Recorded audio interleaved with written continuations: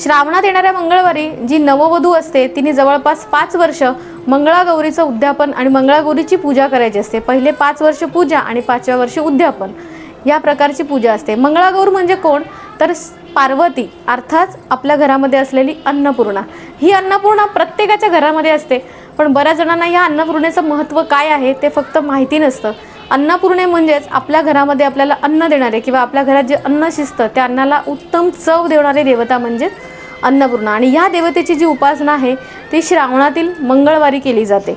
तिला तांदळामध्ये ठेवून तिला फूल, अभिषेक, दूध, दही या प्रकारचे स्नान घालून तिला नैवेद्य दाखवून तिचा सन्मान या दिवशी करायचा असतो।